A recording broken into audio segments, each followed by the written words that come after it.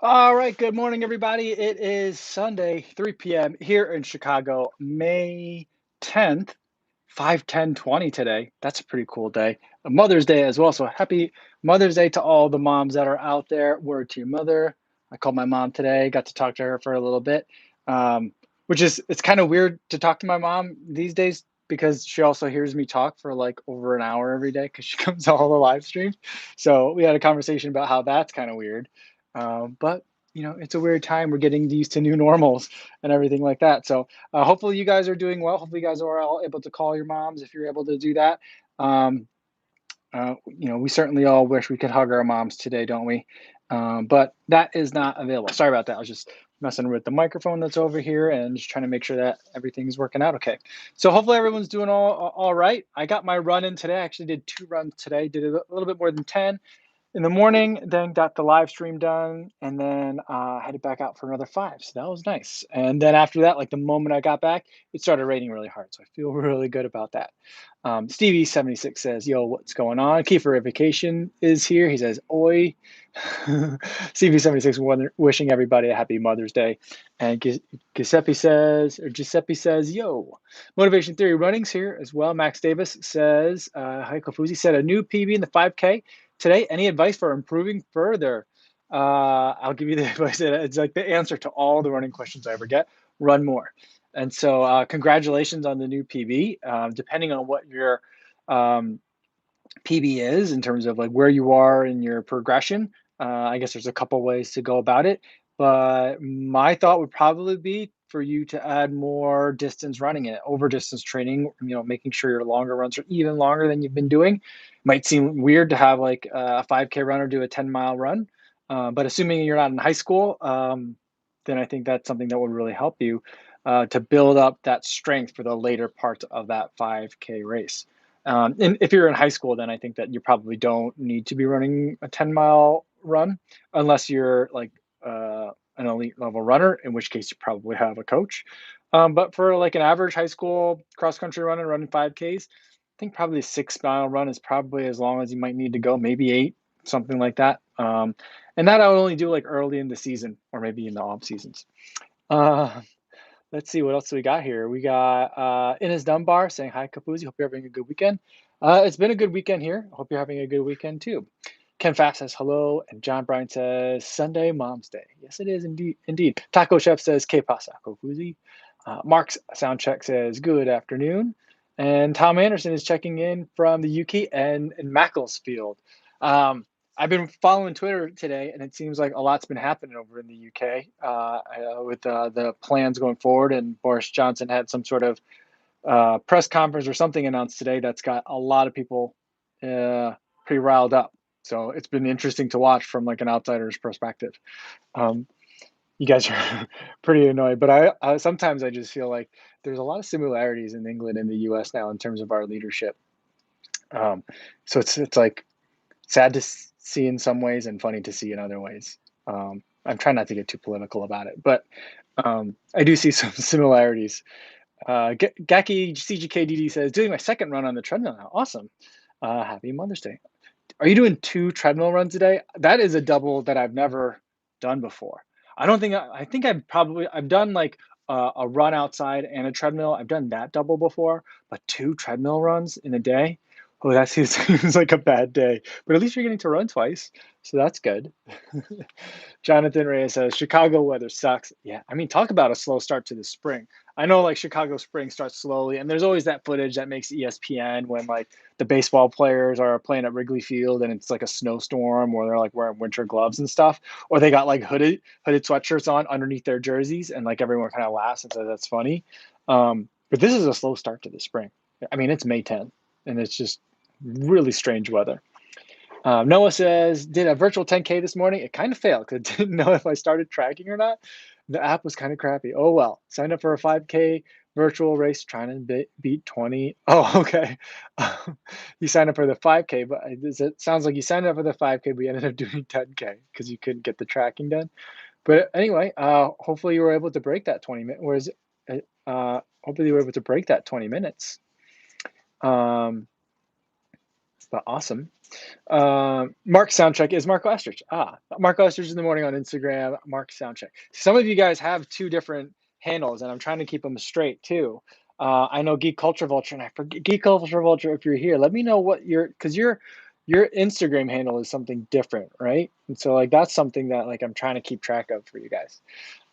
Jefferson Sai says, tuning in today from Boston. Awesome.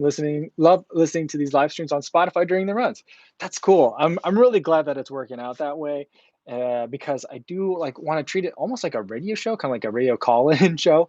Because there's people that are on radio every day, right? And then there's like all the talk show hosts. Not that I'm as entertaining as like Jimmy Kimmel, but like there's like talk show hosts that are on every day, and they don't necessarily have themes, but they're on every day, and it's entertaining. And so I'm hoping to do that. And if you're checking it out on Spotify or whatever podcast service you like, that's awesome. That I think we're kind of doing something right.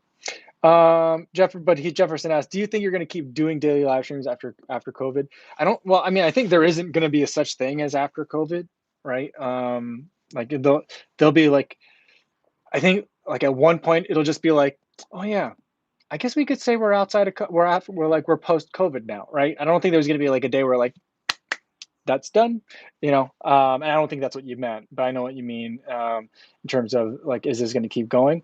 I've talked to my wife about it. I'm like, when do I do it? Like, I can't do it during the workday because I'm already like not getting enough done during the workday with the way that I try to drop off and pick up the kids. And I've been trying to like even take a step back from work so that I could be more involved with their like after school activities so that they're not doing like activities at like 6 o'clock at night and getting home at like 7:30. I think that's kind of late for an 8-year old. Um, so I'm just like, I don't know when I would do it. Does it become like a weekly thing? I don't know. I mean, like, because then it's like, well, maybe I do it once a week and I interview someone, but then you lose like the interactivity part of it. And I think that's like, lots of people do really good interviews. I do okay at interviews. I don't think I'm that good at it, and I think I could get better. But like, I think what I like about this is that like we're interacting, we're talking, we're hanging out. So like I want to keep that part of it. So it has to be at a time that's convenient for everyone. So we'll have to figure something out. Maybe it becomes like Ginger Runner has Monday nights, so like I don't want to like try and compete with that. So maybe another evening is when we kind of do it. Thursday live stream happy hour, maybe that becomes a thing, or maybe like Saturday after our long runs. But Saturday is always so busy. So I don't know. We'll figure something out. We'll find a way to keep it going. Um, I can't wait to have to address that problem. You know what I mean? Because that means like things are getting better and there's races again and we're working again and all that stuff. Stevie 76. I think he's keeping a collection of like Kofuziisms. Run more, and then other ones look good, run good. Roy Garcia says, "Happy Mother's Day to all the moms out there for sure. Thanks to all the mamas." Ben says, "Hi, high mileage week for you this week. Any issues ramping up that fast?" No. So I was able to get 70 miles for the week, which I'm really happy about. But I mean, it's a ramping up because last week I only had like 50 something miles, but I also had 2 days on the bike. So I had like another, like 2.5 hours of activity that weren't road miles. So like cardio wise, I was okay. But I mean, really the ramping up part is like, how are your knees and joints feeling? And so knees and joints are feeling great. The best they felt in probably a month. And so, um, I wouldn't say no issues. Like Wednesday or Thursday, I was like, "Ooh, I'm kind of feeling tired." I don't shouldn't feel tired from this much activity, but I am. And then by the end of the week, I was like, "Okay, I'm used to this again." But it's because like I was at 80, then I came down, and then I was like kind of in the 40s, 50s, and then last week was like 55, and this week was 70. So like it's still all in the same area. It makes me feel good because then it's like your body doesn't completely forget its level of fitness just because you have a month of lowish miles. So that was like very reassuring, and I feel good about that. Max Davis says, "Thanks for the advice. PB is 23:11, so not too fast just yet, but I'll get there." And I think then, working on, you can work on two things. When you're further out from the race, work on those longer runs just to build that aerobic base. Doesn't even have to be that hard, but just get used to being out there longer. And then as you get closer to the race, then you want to be doing like 800s and 400 repeats at your 5K pace or faster. So that's kind of like two ways that things that I might do. Motivation Theory Running says, "Saw you hit the 70-mile mark for the week. Nice. Yeah, I was really proud of it. I definitely though, as I was like finishing the last miles for today, I was like, this loop that I'm doing will take me to about 4 miles. Where am I? So I did pull out the phone and kind of like do the math. I was like, okay, I need 4.75 to get to 70 for the week. And then so I ran 5. I had another mile at the end. So I was like, definitely searching for that 70 number because I wanted to see the 7 as the first digit for this week. I talked about it the other day, maybe it was yesterday, where like probably too much, but I do identify with like my weekly mileage number. It makes me feel really good. So I mean, I don't think that's a bad thing. I think it could be a bad thing. I'm trying not to let it be a bad thing, but for this week, I kind of felt like I wanted to have it. I needed it. John Bryan says, any podcast that talks about the science of long runs? I would say, I mean, not.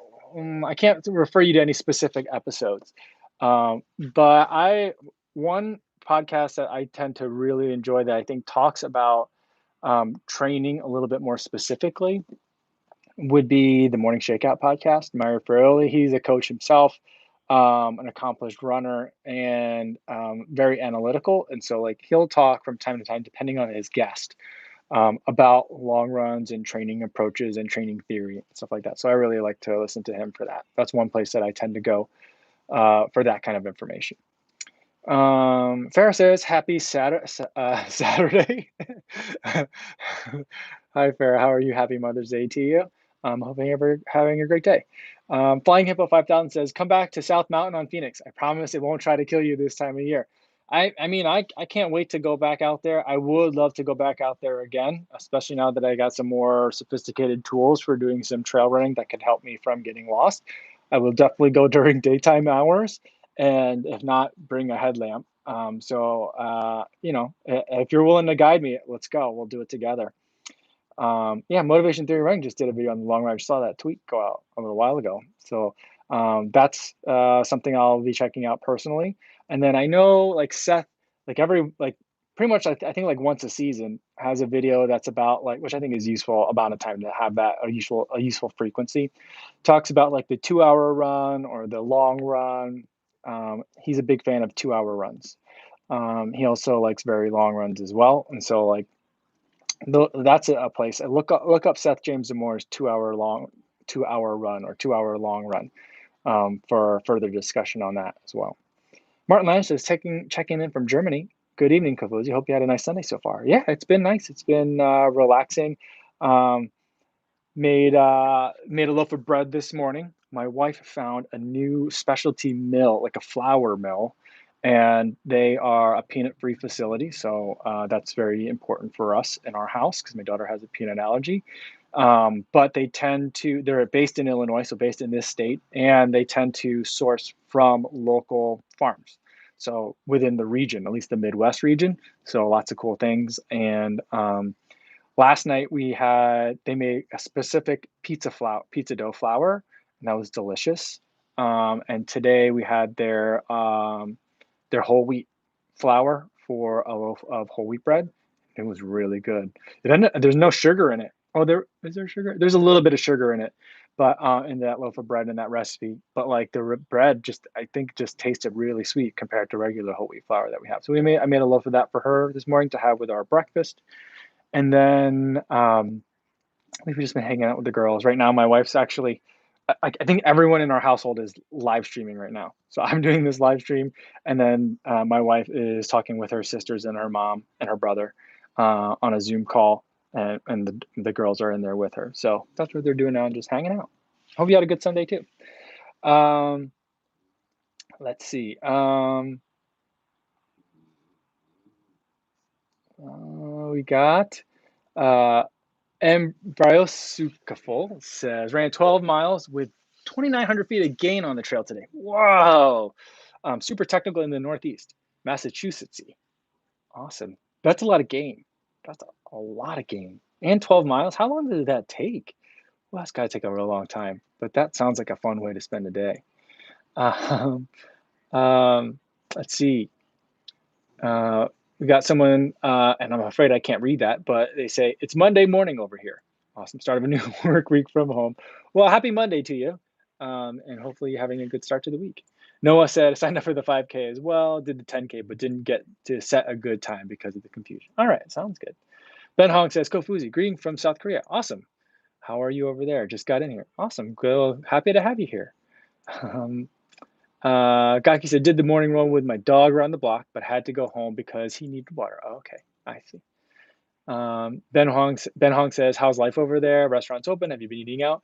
We haven't been eating. The restaurants are open for delivery at this point in Illinois and in Chicago specifically, and we have not been ordering in very much. It's been like the entire month of April. I don't think we ordered in any food. We do go, we order groceries in and stuff like that, but we haven't ordered any food, and we just haven't felt comfortable with it. Junk Shoe says, "What's up, Kofuzi?" Going back to Ben Hong. Oh yeah, John Bryan. Oh, John Bryan was asking Ben Hong how life is over there. Sorry, and I answered the question. I thought it was all about me. Sorry, I'm being a narcissist.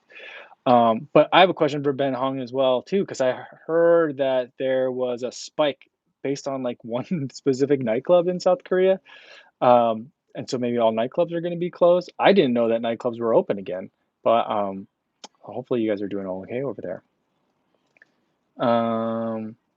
Demaji Brown says he's on the waiting list for Pikes Peak Ascent in August. Really hope the race happens as well, as hopes to get a bib. That's interesting. I wonder what like waiting lists are going to be like though, if races do go on and some people are like I mean, either I think like it'll be like waiting lists, no one will get off the waiting list because everyone's like finally a race, or people will be like, I'm not going over there, and so maybe the waiting list will be a good place to be. That runner guy says, who's your favorite running YouTube that you like watching? I like watching Jamie. He's probably my favorite as far as running YouTube goes. That running guy says, any plans to do time trials? For a long time, I said no. I didn't really want to do them because I was very worried about like doing anything that would tax my system too much by either making me prone or likely to get injury. Not that I think a time trial makes you likely to get injury, but I just want to like, kind of keep things chill and easy. But it's been a long time, and so like maybe I'm kind of getting antsy about it. Johnny's train video says he's still liking the stride pod. I am, and I would like to start looking at using power as a training tool a little bit more. So probably my next marathon training block, I will use the stride pod a little bit more affirmatively. Right now, I kind of like wear the stride pod for all my running, and then like use all that collected data later on to kind of figure out like what should my paces be for a certain race, or how hard should I be running, or what do I think I can maintain, kind of like as a way of determining fitness, overall level of fitness. But I think that for this next, whatever the next marathon training block is, I'll probably use the power number when I'm doing intervals. Sam Kitoto says, ever had to deal with runner's knee recovery? I don't think so. I don't think I've ever had runner's knee. So unfortunately, I can't help you out with that. Nelson Hong says, was that the large rat at the end of the no blast review? I think it was. I mean, I kind of remember Java being a little bit bigger than that one, but there's a total of 5 rats that live like near that or hang out near that potted planter thing. And so like I've been running by it every day to flush them out. And I know that's mean to do to an animal, but it's a rat, so I'm a little bit less sympathetic about it. Yeah, so it's either Java or part of his crew that's in there. I'll probably leave him alone the next couple of days, but I did want to try and get some footage of the rat to show you guys since we've been talking about it so much. Blaz Grabnar says, how the heck does Seth have an average 140 BPM most of the runs? I know we just talked about it, but damn, he's really awesome. That's what I mean. His aerobic engine is incredible, right? And part of it, I'm sure he has some sort of natural ability that he was born that way, but I think a lot of it is he's been running since high school. I don't think he's ever stopped since high school running at a very, very high level. And so I think that's just what he's built up for himself. And so that's why he can do that. And he's running at like, for his harder runs, he's running at, like you say, like 140s or whatever. But like his easy runs, it'll be just a little bit slower, but it'll be down in like the 110s. And he'll do like an hour and a half at like 8-minute miles at like 110 beats per minute. And it's just, I don't even understand that. Jung Shu says, any tips on IT band pains? I think that for IT band pain, like I would see a massage therapist, someone that can help you with that, because I think that's really helpful. I remember when I was having some issues with it, my coach was like, "You gotta go see a massage therapist." So, like, I don't know that it's necessarily something I'm sure someone who knows what they're doing can, work it out on their own, but it might be something that, like, someone else that knows what they're feeling can touch it and get a sense for it, and then see if it's that or if it's something more serious. Um, One of the things that helped me when I was having that problem though, was I just switched shoes. And the shoe that I was running in was like loading my quads in a weird way, and that caused some issues. So I was running in the on Cloud Flow, and that shoe's just weird. It really disagreed with me, and it made my left leg feel like I had IT band issues. So um, I got rid of that shoe, and then I felt great, like instantly, like in 2 days. Uh, New York 77 says, hello, Kofuzi from New York. Do you think Chicago Marathon this year is going to be canceled? Yes, I think so. Farrah says, LOL Sunday, haha. I'm tired. I thought you were joking. I thought you were joking, Farrah, because like I always like get on and I'm like, hey, what's going on, everybody? It's what day is it? So I thought you were just kidding around saying it's Saturday. And I know you did run a whole bunch for that relay. But I didn't think that's funny that you said it was Saturday. um, Kiefer Vacation says, dude, I literally broke down and bought a 50-pound bag of organic bread flour. A 50-pound bag? That's a lot. That's like a cement bag worth of like flour, isn't it? That is a lot of flour. My wife's like, should we buy a 25-pound bag of flour? It's really cheap if I get 25 pounds of it. I'm like, because you're buying like half a pallet. And it's not a half a pallet, but like it just 25 pounds of flour is a lot too. You must be making a lot of bread. But I've always been of the theory that bread flour doesn't make that big a difference. It makes a big difference. I will tell you that now. It makes a big difference. If you're just getting into bread making, I would say like just use AP, all-purpose flour, for a little while. But if like you're getting into it and you're like liking it, try the bread flour. I tried it for the first time today, and it makes a tasty bread. T. Davis says, "What's up, Kofuzi? I just got back from a quick 3 mile tempo. Walked into my girl cooking crab cakes and shrimp. Now the house stinks. I know maybe it stinks, but you're gonna have a good meal coming up. That sounds delicious." Um, Martha says, "On the wildlife while running, recurring topic. A fox appeared with something in its mouth. Couldn't see what it had caught. Whoa. That's interesting. And had a beautiful 10K easy run. That's awesome, Martha. But yeah, I wonder what they're catching. It makes me wonder like if the wild animals know something's up. I know our dogs our dogs all know, our cats all know, like our pets know something's weird. But I wonder if like the wild animals realize that too. Apoja 5E says, are the Ultra Boost 19 and 20 the same? I would say absolutely not. They're very different shoes. I didn't like the Ultra Boost 19 at all, and I really like the Ultra Boost 20, which seems weird because they look almost identical, but at least from the midsole perspective. But I think they're very different shoes. The 20 is just, I thought it was pretty good. I know there's varying opinions on it for sure, but I really liked it, and I'm surprised by that. Brandon Wee says, hey, Kofuzi, training for my first marathon. Awesome. And I'm noticing that I'm getting runner stitch extremely easily. I've resorted to not eating or drinking at least 3 hours before. Is that sustainable for 42 kilometers? It can be if you're taking in nutrition in other forms during your run. So what are you doing for your long runs now? Like if you haven't eaten 3 hours before, um, are you taking nutrition during the run at all? So it sounds like you're running completely fasted, which is fine. A lot of people do that. But for a race, you're going to want to have something in your system. I don't think it's necessarily bad to not eat or drink 3 hours before, but you're going to need something to get you through the race. So like I would start playing around with some different gels as well to see if like they agree with you or not, and hopefully you can find one that you do. Andy FOD Runner, for example, I know has been through like 7 or 8 different brands and types of gels that he's tried over the years because they kept giving him the gastrointestinal distress, and so it's something that you might want to start trying to like figure out. Tom AK says, Kofuzi in the morning rat, the best we could do now for the Chicago Kofuzi Run Club here. um, as usual, running lifestyle and tech something. I don't know what's going on here, but like your comment is like cut off halfway. I can't read it. Said something about doing a nice 10K in the Swedish forest this morning. And after struggling with motivation, small pains finally get back on, I think, the right track. I hope you're doing well. It sounds like you are, so that's good. Nice 10K in the Swedish forest sounds absolutely amazing. I wish I could do that.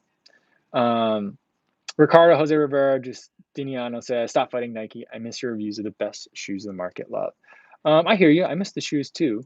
And I've talked about it before, and I feel like now is a really great time, I think, to forgive and move on a lot of things, and still hold people to high standards, um, but to wipe the slate clean. I think that's a good time to do that. Let's see. Joshua Mowdy says, "Hello." That running guy says, "Loving your running, filming shots at the moment." Thank you so much. I appreciate that. Giuseppe Angelucci says, "Feel like the Peg 37 should be your return to Nike." That makes sense to me. I mean, I skipped a lot of shoes that were really interesting. Not that I had to pay dues or anything like that, but I feel like I've made my point. Spamman says, "No rats here, chipmunks and squirrels." I saw a lot of squirrels today, but only on like the second run that I did, like later on in the morning. I think the first run that I do is like between 4:30 and 6 in the morning, and I think everything sleeps then, even the nocturnal animals. But the chipmunks, I didn't see any chipmunks today, but I've been seeing a lot of rabbits. I've been running by a cemetery with lots of grass, and so like there's lots of rabbits there, and I saw a lot of squirrels. They weren't red squirrels, but they're not gray squirrels either. I don't know what color they are. I have a hard time seeing color sometimes, and that's a tough. They were I think they were kind of reddish, um, but I saw a lot of those today. Joshua Mowdy says really enjoys jogging. I do too. I think you're in good company. You're in the right place. Ken Pfaff says, "Remember, Seth was a D1 runner at CU, and he was a walk-on as well." I think he was a walk-on, right? Yeah, he was and is still very good. He is indeed. He was on the U.S. National team for what was it, like a hill climbing championship, some sort. What was the event that he was up there for? He went down to South America for something, with a whole bunch of other people, which was super awesome. If I were like the USATF, I would just like put Seth on a team because then you get a free videographer too. But we don't have like a selection process in this country. Everything's by time trials, right, of some sort, and so um, I don't think they can just put him on a team, but they should send him because then we all get to watch him. We all get like behind the scenes footage, which is awesome. Joshua Moody says, "I switch shoes so often. You have to in order to stay active." Yeah, I agree. I mean, I switch shoes a lot too. Um, Cody Vecchio says, "What shoes do I run in the most or most often?" I mean, I don't have a shoe that I run in the most or most often. I'm like basically constantly rotating shoes through to test them. There will be like a handful of shoes that I try to hold on to throughout the year just because I like them so much. Like the Beacon 2 is one of those shoes that I'll just hold on to for a really long time. The Rincon, I just retired. I was thinking I might hold on to it a little bit longer, but since I've heard that the Rincon 2 is basically just an upper update, I don't really feel I need to keep the Rincon 1 anymore. But that's one that's just really nice, and you might want to bust it out every once in a while. So those are shoes that I'd probably hold on to longer. But other than that, I try to like cycle through my shoes and get them to 100 miles, and then move on to the next ones. So right now, I'm trying to put a lot of miles in the Ultra Escalante, the Glycerin 18, and then I'll probably move to the Ravenna and see if I can give the Ravenna a better go in terms of my daily trainers that I'll run in. And then I'm also trying to sprinkle in some mileage in some of the faster shoes I have. So like the Rebel and the Boston 9 will get some action this week. Um, and then I think I want to look at the Fuel Cell TC and the Meta Racer. I think that will make it pretty interesting versus video. So that's coming up as well. Um, Let's see. Dan Rodriguez says it's all relative. To break a 10-minute mile, my heart rate touches 180 beats per minute. Just started running this year, though. Yeah, and I think that, I mean, that's the thing is like, that doesn't mean it's always going to be that way for you, Dan. And so, the heart rate that you run at certain mileage can change over time. You can work on that. And that's something that I've been focusing on since about October. That running guy says, "You inspire me to start my own YouTube channel. 1 mile time trial while swimming with a handheld GoPro, 5 to the first mile, and you're 45. Wow, that's really good. Awesome. Um, Congratulations." Um, Key for vacation of his 50-pound bread flour bag, he already used like 15 pounds. It's good work. Joshua Mowdy says, "Kofuzi, recent subscriber. Do you enjoy the mustache more than a beard?" No, I think I'd rather have a beard, but I can't grow a beard. I don't know if you could see it, but like even just this stubble here, there's no hair right here. So like there's definitely I have like weird different bald spots, so I can't grow a full beard. So I just started growing a mustache and I left it at that. So that's where I'm at for now. Gaute Olberg says, how you split up your interval runs? For example, 5 times 10 minutes and 2-minute rest, or you complete stop running in between or slow jog. I don't like stopping during my running because I want all my workouts to simulate or to get me my legs and my cardiovascular system to feel what it's like to be in a marathon. If I could, like all the runs would just be 26.2 or 30 miles long, but I can't run like that. And so I have to do things that simulate those kinds of efforts and simulate that kind of fatigue. And so even when I'm doing tempo runs or intervals or even speed work, I try to not stop. If I have to, I'll walk if I'm running that hard, but I'd rather jog and make that part of the workout. And so part of that is I'm trying to stay away from the track unless I need a soft surface to run on. Because when you're on the track, it lends itself very easily to just like walking and catching your breath. But I've been structuring all my interval runs. So that way it's like if I have like 5 by 1 mile repeats or like 5 by 10 minute repeats, I'll do like 10-minute tempo and a 2.5 minute jog. And that's how I'll do it. And then I'll just try to figure out, okay, like what's the mileage at my 10-minute tempo pace is generally around however much that is. And if I run that pace for 10 minutes, how far is that? And so then I figure out like, okay, if I'm going to have a 20-minute warm up, but I only need like a 5-minute or 10-minute cool down, when do I turn around? That kind of thing. So I have to do some kind of mental math. Sometimes I end up running more than I plan on it because I'm not good at that kind of math, arithmetic. So that's kind of how I have it. I set it up. So usually my rest periods are like a minute, 90 seconds, 2 minutes, or 2 minutes, 30 seconds, depending on how long the interval was. If it's like five by 10 or like 3 by 20, then it'll definitely be on the higher end. If it's half mile repeats, then I'll just do a fartlek that day. I'll do 2 minutes on, 1 minute off, and that is about a half mile interval for me. And so if I do like an hour and a half or an hour's worth of fartlek at 2 miles on, 2 minutes on, 1 minute off, I'll end up getting like, 16 or 14 800s, which is a lot. But it's at tempo pace, so it's not like super strenuous. That kind of workout for me is more about just getting the legs used to being turned over without burning too much on the aerobic slash anaerobic end. So that's how I kind of split it up. Ilan Gallego says, hi, Kofuzi, trying out low heart rate training. I was wondering if I should get an external heart rate monitor because my FR245 will drop about 15 beats per minute at random times. Will a heart rate monitor help? I would say if you're trying low heart rate training, I would highly recommend getting an external heart rate monitor. My experience is a little bit different than yours. I've never had it where it drops 15 beats per minute. Sometimes like at the outset or the start of an activity, the heart rate will just be like clearly wrong for a long time. Like it'll stay at like 80 beats per minute for like the first 3 minutes. And I'm like, no, that's definitely not right. But typically what happens to me is 30 minutes, I'll have good, like low heart rate tracings. And then all of a sudden it'll like spike and I can't get it back down. That to me is like the watch going crazy. And so that's why I have an external heart rate monitor and I recommend it for low heart rate training. Alvaro A. Artiles says, hi from Nicaragua. Adidas SL20 versus Brooks Hyperion Tempo for daily training. For daily training. That's interesting because I don't consider either of those a daily trainer shoe. That's close. The SL20 I feel like has a little bit more forgiveness in the heel than the Hyperion Tempo, but that like nitrogen foam, it's pretty nice and a little bit cushy without being sloppy. And so that's pretty nice too. I might go for if I'm going to use it as a daily trainer or do a lot of easier paces in it as well, I might go with the SL20. Blas Grabnar says, we had people buying like a lot of flour, and because the particular person was older, everyone was joking that the flour would be passed to their kids. The person bought so much. I've seen lots of people going around getting mad at other people because they're like, all you people trying to make banana bread because you think it's a novelty. So annoying because I normally make a lot of bread at home, and so like people are not fighting over the flour, but I know for a while it was hard to get flour. At the grocery store. And so my wife and I were concerned for a little while too. So we definitely have a couple of like 10-pound bags of it in our house as well. Cause we've been like baking bread because we haven't been buying like store-bought bread lately. We have a bread machine and we've been baking bread at home, pretty regularly. I like to eat pizza, and so we've been going through a lot of flour. Pierce Kaputska says, "What is your all-time favorite shoe ever?"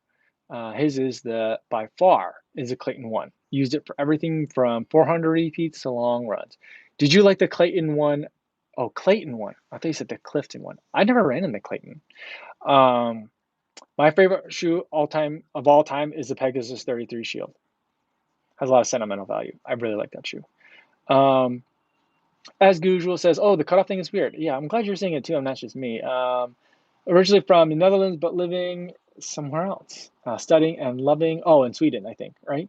And loving the nature. Awesome, very cool.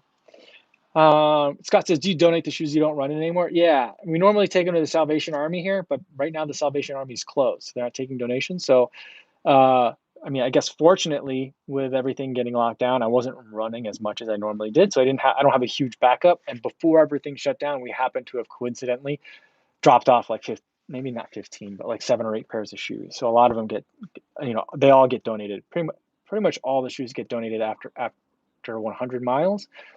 Some of them get donated before that if I don't like them. So yeah, I would like to be able to donate it to somewhere that either recycles the shoes. Like I know that there's programs that will like recycle shoes and turn it into material that get used on tracks, like high school tracks. Um, or send it to someone that like will like send them to countries that don't have access to a lot of shoes, or to uh, different like cross country teams where like a lot of the kids might not have the ability to buy a lot of shoes. Um, but like I haven't found one that's as convenient to me as just like including it with all our other donations that we take to the Salvation Army. And so like I just send it there, and I hope that it just becomes a thing where like all the moms that are out there, speaking of Mother's Day, all the moms that are out there that have kids that are size 9 and they're getting into running will realize that like the Salvation Army in Chicago always has a really good supply of very fresh, like hardly used size 9 running shoes. So I hope that like the word gets out. Louis Becerra here says, "Yellow, super late. Yo, what's going on? Hope everyone's doing well." Well, we're glad to have you. Better late than never. Tom AK says, "Happy Mother's Day, and thanks, and see you later." Awesome. Josh Mowdy says, "Drinking nitrogen foam in his coffee right now." That's awesome. Michael Walker says, "Looking to get a Nike shoe. What should I look at as a beginner?" The place that I start everybody off, if they're looking at like a beginning shoe, regardless of brand, is whatever the Daily Trainer is. And the Daily Trainer for Nike is the Pegasus. And the Pegasus 37 just came out. So there's a lot of reviews for that shoe that are out right now. I don't have one out yet. But it looks really exciting to me. And that's where I would look first. Ross Paul says, "Thank you for inspiring me to run, Kofuzi. You're a legend." Well, thank you so much. And I'm glad you're out there getting some runs in. Awesome. Gata Olberg says, "Peg Turbo 2 or Zoomfly 3. I think that they serve slightly different purposes. But for me, I like the Peg Turbo more than I like the Zoomfly 3. Josh Amani says, "Enjoys treadmills more than he thought." Awesome. Due to the ability to pace correctly, effectively, and consistently. Yeah, I mean, there's definitely that. Like, I know there's a lot of people that like to do their interval workouts on the treadmill, but I just feel like the treadmill makes me have to work for those numbers. And I'm a kind of a vanity metrics kind of guy. And like when I have to work harder to get like 8 minute per mile pace on the treadmill, that makes me upset. So like it's a negative feedback loop. So that's why I don't like the treadmill quite so much. I mean, I'm sure I'm probably working just as hard, but it feels harder because you don't feel the breeze, you don't feel the air, you don't get as distracted by the scenery around you, and just it feels harder to me. Dokugachugurin, Doku Tagurin, I always say it wrong. Doku Tagurin says, "Hello from Adria, Alberta. Awesome, good to see you." Um, Bob Ren says, "How does the Fuel Cell Rebel do on corners?" I like it. It has that little wing on the side that supposedly give you a little bit of that extra stability. I always thought that it was more for like the way a foot hits, but people tell me it's for stability. But in either regard, it does pretty good on corners. I think though that like more than the little winglet thing that's on, or like I call it the sixth toe of the Rebel, I think it's like the outsole pattern. I'm not sure how it's gonna wear, and my fuel cell Rebels aren't that deep. I only got like 30 miles on mine, but I'm concerned about how that wears because I had the Zante Pursuit, which had like crystal rubber on the outsole, and once that started wearing down, it got a little bit slippery. So it's something that I'll keep an eye on corners. These days when I'm running on the sidewalks out here, I do run into a couple more corners than I might normally run into. So I'll keep an eye on it. But so far, it's been good to me. The upper is knit material, but it keeps you pretty locked in. So like you're not sliding around too much. Um, Ian 5R says, calling in from the UK, likelihood of New York City Marathon happening? I think not very high. Not with how hard New York has been hit. I can't imagine them. I feel like with New York, like, De Blasio kind of, I don't fault him for it, but he didn't lock the city down very quickly. He kind of encouraged people to keep going about their days very, very early on in all this happening. I'm not going to Monday morning quarterback him. I just think that like I'm not gonna. There's very few people that I'm gonna Monday morning quarterback on how they respond to all this stuff when they've never seen anything like it before, when no one's seen anything like it before. But I think part of like what they're in kind of the debriefing of it, they're going to think that slow action in terms of limiting the influx and outflux of people into New York City was a contributor to their spread. And I just can't imagine them, even though the New York Marathon is later in the year, I can't imagine them bringing like the entire world over for a race where like hundreds of thousands of people will also be lining the streets. I just don't see it happening. Will Gross says, moving to Chicago this summer. Are you familiar with any reliable running stores in the area? I like to support local running stores and will need new shoes soon. Yes. Fleet Feet has a couple of locations in the local area. There's a Roadrunner Sports location. That's near the Whole Foods on North and Sheffield in that area, just a little bit south of there, south of like the Apple store on North Avenue. So there's a Roadrunner Sports there. Then there's like 2 or 3 Fleet Feet locations in the area. And I think those are the running shoe stores that I'm aware of. Are there more? There's like Naperville has like its own specialty running store. Depending on where you are, that might be easier for you to get to. Those are the ones that I'm aware of. Let's see.